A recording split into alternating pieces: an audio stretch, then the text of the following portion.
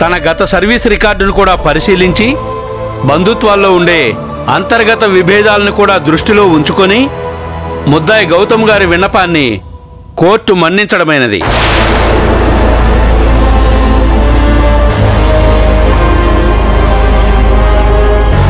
అయితే ముద్దాయి గౌతమ్ గారు సాక్షుల్ని ప్రభావితం చేయడానికి డైరెక్ట్గా వెళ్ళి డబ్బిచ్చినట్టు ఫోటో ప్రూఫ్ కూడా ఉన్నందున గౌతమ్ గారిని రిమాండ్లోకి తీసుకోవాల్సిందిగా కోర్టు ఆదేశించడం జరిగింది.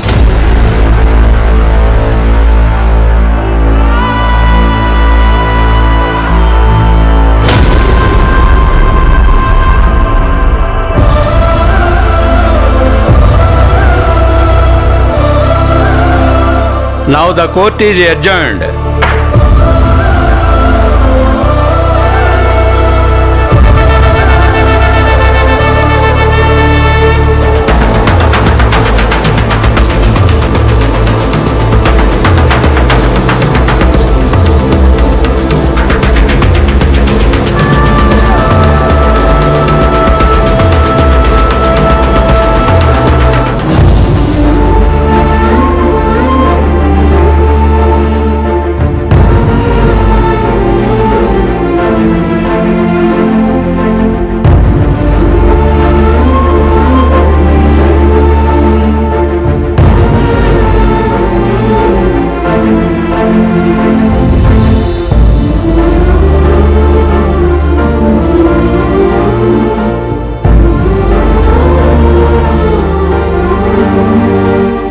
కేస్ సస్పెన్షన్ నుంచి ఈ సెషన్ వరకు వచ్చిన తీరు మీద నాకు చాలా అనుమానాలున్నాయి.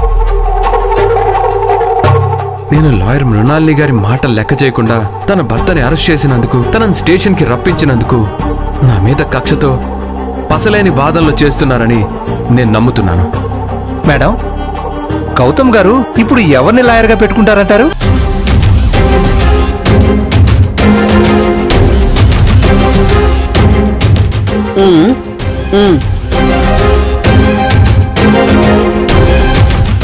నీ మాట మీద నమ్మకం ఉంచాను, నా మాట నిలబెట్టు. ఎలాగైనా సరే గౌతమ్ కేసు గెలవాలి. ఈ కేసు గెలిస్తేనే నాకు గొప్ప.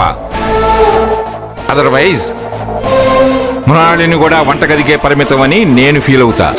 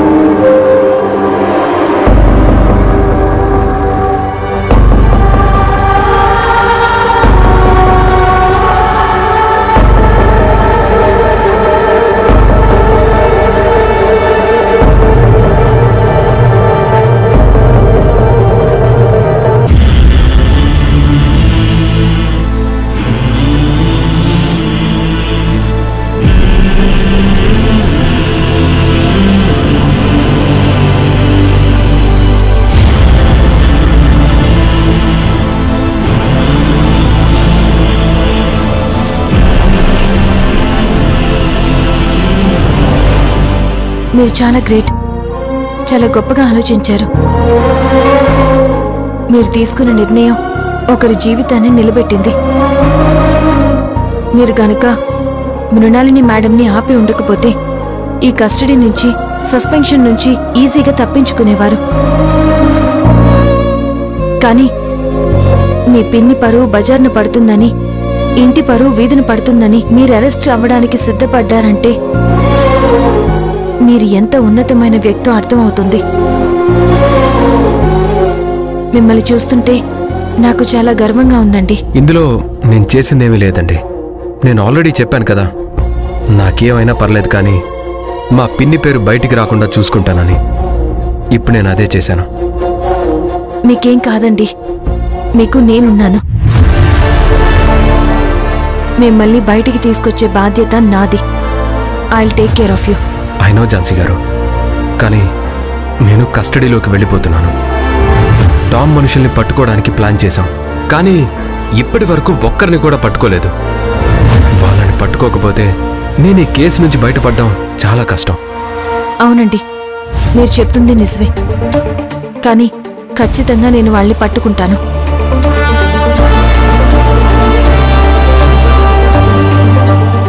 ఏంటండి అలా చూస్తున్నారు? భారమంతా మీ మీద వేసి వెళ్లాల్సి వస్తుందని చాలా బాధగా ఉందండి. డోంట్ ఫీల్ గిల్టీ గౌతమ్ గారు, అంతా నేను చూసుకుంటాను. న్యాయం ధర్మం మన వైపే ఉన్నాయి. న్యాయాన్ని గెలిపించడమే నా వృత్తి. నన్ను నమ్మండి, మీరు ధైర్యంగా ఉండండి. టేక్ కేర్ ఝాన్సీ గారు.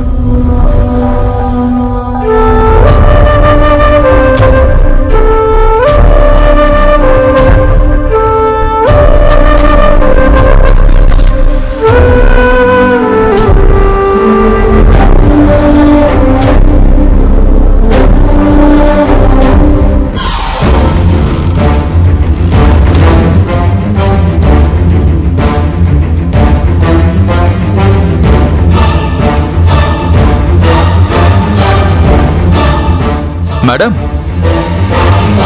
ది గ్రేట్ మృణాలిని గారు మళ్ళీ ఓటమి చవి చూశారు. ఈసారి కేసు విషయంలో కాదు, ఒక లాయర్గానే ఓడిపోయారు. వావ్! ఎంతైనా మీ అల్లుడు గౌతమ్ చాలా గ్రేట్. నేను చెప్పినట్టే చేశాడు. ఏ మాటకు ఆ మాటే చెప్పుకోవాలి. లాస్ట్ మినిట్లో మీ అల్లుడు రైట్ డెసిషన్ తీసుకున్నాడు. అంతేగా మరి. నాలాగా మిమ్మల్ని నమ్ముకుని ఎవ్వరూ లైఫ్ రిస్క్ లో పెట్టుకోలేరు కదా. టామ్, అయ్యో, నేనిప్పుడు ఏమన్నాను మేడం? జరిగిందే చెప్తున్నాను కదా, దానికే సీరియస్ అయితే ఎలా? మీ అల్లుడుకున్న తెలివితేటలు ఆ రోజు నాకుండుంటే బావుండు. ఈ పాటికి నేను అమెరికాలో హ్యాపీగా ఉండేవాణ్ణి. నా గురించి వదిలేయండి, మీ గురించి ఆలోచిస్తేనే పాపం అనిపిస్తుంది. మీ మీద మీ అల్లుడికే నమ్మకం లేకపోతే ఇకపై మిమ్మల్ని ఎవ్వరూ నమ్మి కేసులు ఇస్తారు మేడం? ఇక మీరొక ఫెయిల్యూర్ లాయర్గా మిగిలిపోవాల్సిందే. నోర్ముయ్ టామ్, ఆవిడ గురించి మాట్లాడే అర్హత నీకు లేదు. ఆవిడ ఎప్పుడూ ద గ్రేట్ లాయర్. ఇంకొకసారి మేడంని బాధ పెట్టేలా మాట్లాడితే నిన్ను ఏం చేస్తానో నాకే తెలీదు. ఒళ్ళు దగ్గర పెట్టుకో, జాగ్రత్త. చూస్తారేంటి సార్, తీసుకెళ్ళండి. పదండి పదండి.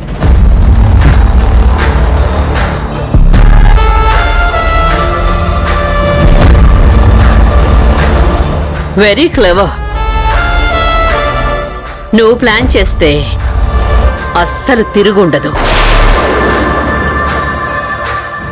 నీలాంటి అమ్మాయిని నేనింతవరకు చూడలేదు. ఎంత బాగా మానిపులేట్ చేశావు. మేడం, ఎందుకలా అపార్థం చేసుకుంటారు? ఆపు ఝాన్సీ. చేసిందంతా చేసి ఇప్పుడు నా గురించి అది పాజిటివ్ గా మాట్లాడుతున్నట్టు నటిస్తే నేను నమ్మాలా? నీ నక్క వినయం పూర్తిగా నాకు తెలుసు. మొత్తానికి ఇంతవరకు తీసుకొచ్చిన కేసులోంచి నన్ను పక్కకు తప్పించావు. ఏదో మాయ చేసి గౌతమ్ నీ కేసు నుంచి బయటపడేసి టోటల్ క్రెడిట్ కొట్టేద్దాం అనుకుంటున్నావు కదా?